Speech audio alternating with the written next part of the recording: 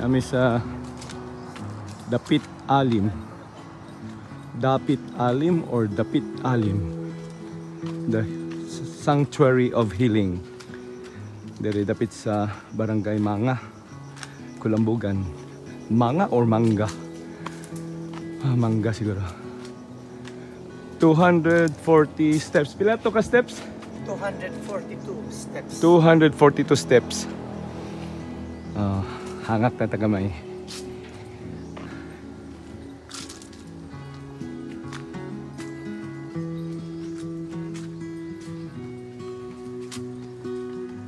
Si Father Dong Galinsoga namatay na mga 2 years ago, bago lang sa katong pandemic. Na COVID, he survived. Nagka heart problem.